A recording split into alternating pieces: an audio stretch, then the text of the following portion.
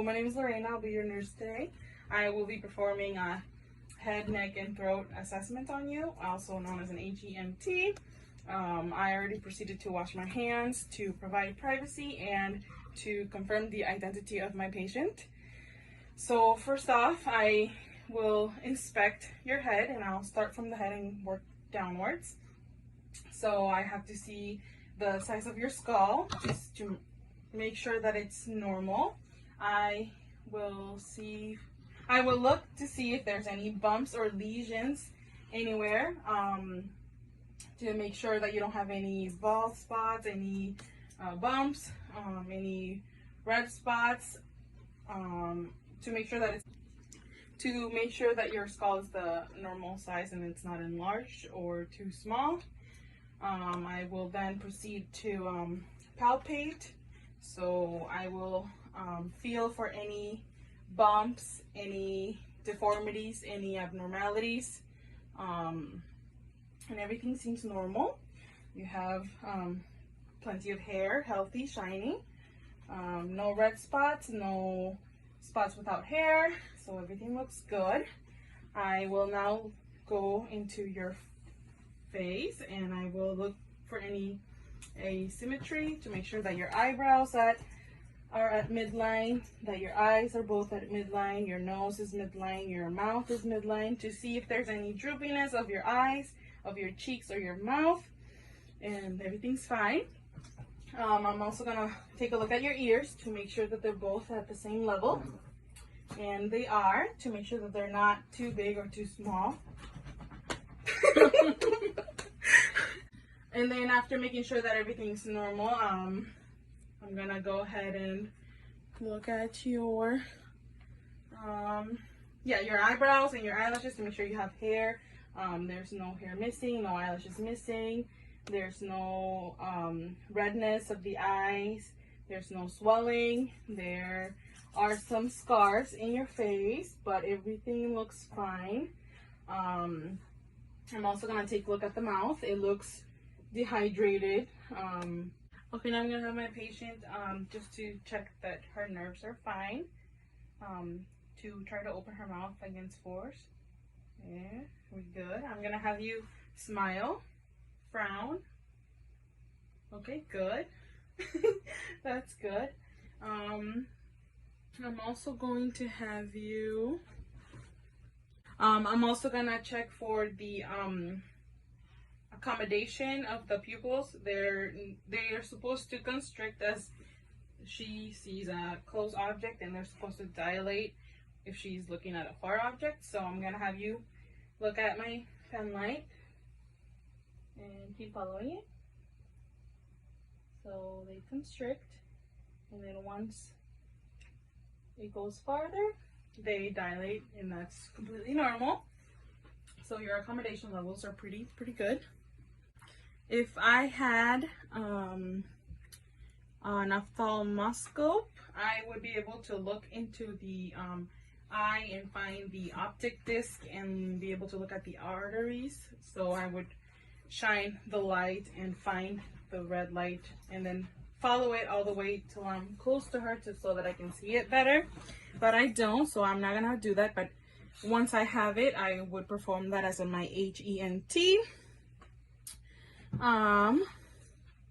I will also do the to make sure that she can see at the same time that as a normal person would be. So I'm gonna have you cover your right eye. Can you cover it? Okay. And I'm gonna cover my right eye. I hate these. I have my glasses on. There, and I'm gonna have you tell me when you start seeing my fingers. There. Okay. Now I'm gonna have you do the opposite, and I'm gonna have you tell me when you see there. Alrighty. There we go. So that means that's normal. I would also have her perform the vision test to make sure how far she can see, but I don't have my I'm gonna look at the nose and ask her if her smell is intact, if there are any past surgeries or accidents that could have affected the nose?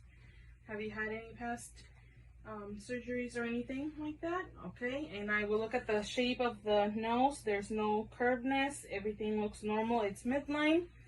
I'm gonna go ahead and look at the inside to make sure everything is normal. There's no septum deviation.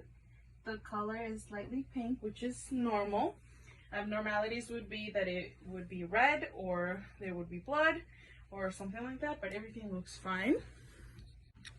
Okay, and I'm gonna have you tilt your head backwards. I'm gonna lift your nose to make sure that there's no septum deviation, and I'm gonna use my pen light. So I'm gonna do this. Everything looks fine. I'm also looking at the color of the skin in general. It looks normal. There's no jaundice of the skin, no yellow tones. There's no cyanuses. Now moving on to the ears, I will look at them and make sure that they're a nice normal color, that there's no redness, that there's no oxygen deprivation to that area, that there's no tenderness. If I, squeeze it, I will do the same to the other ear. So, do you feel any tenderness? Nope. Okay. There's no bleeding, no drainage. Everything looks normal. If I had an otoscope, I would then proceed to look into her ear and make sure that her tympanic membrane is a nice gray pearly color, that there's no redness, no inflammation, no infection of the ear, and everything else looks fine. Alrighty, I'm going to perform the whisper test now to make sure that you are able to hear high-pitched sounds on both ears. I'm gonna have you close your eyes. I'll cover your tragus and your ear. And I'm gonna whisper a 2-syllable word that you need to repeat after me. Baseball. Good. Alrighty. I'm gonna do the same on the other side. Apple. Good. All right. Also, if I had a tuning fork, which I'm gonna pretend this is my tuning fork, I would bounce it in my hand. I would place it in the midline, and my patient would be able to tell me if she can hear it on the right side or the left side. And the normal finding would be that she would be able to hear it on both sides at the same time. And then the second, which would be the Rhine test or the Weber test, and then the second test would be for me to do the same thing again, and I would put it behind the ear on the bone, and I would have my patient tell me when she stops hearing it, and she would tell me like I can't hear it anymore. So I would move it closer, and she would be able to hear it better because the air is stronger than the feeling. So that would be another test that I will perform for the ear inspection. Okay, I'm gonna proceed to have my patient open her mouth and stick her tongue out. Move it up and down and to the sides. There we go. I'm gonna have you say ah. Ah. There, the uvula rose normally. I can see the color of the tongue, which is nice and pink, and it's nice and moist. It's normal. Also, the gums of her teeth. Can you smile for me? Okay, they're nice and pink.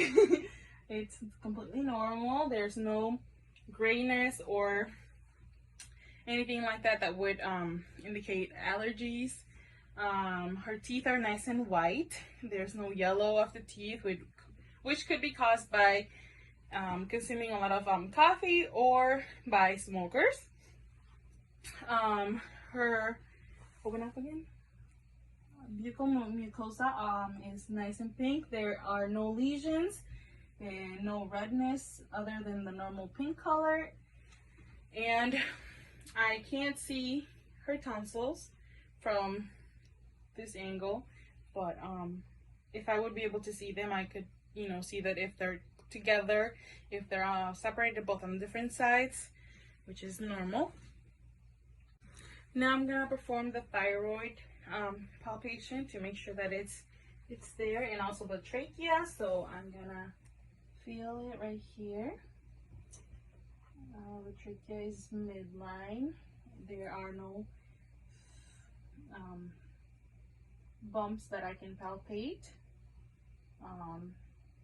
The trachea is there. Everything looks good. I feel no bumps, nothing that I can palpate, and the patient does not feel any discomfort. Do you feel any discomfort or tenderness when I'm doing this? No? Okay. So that's good. Now I'm gonna do the palpation of the lymph nodes. So I'm gonna start with the pre-auricular lymph node. Now the post-auricular, the anterior cervical lymph node, the posterior cervical lymph node, the occipital lymph node, the submandibular, submental, the supraclavicular, and the infraclavicular. And everything seems normal. I barely feel them, which is normal. They should be mobile and with no tenderness.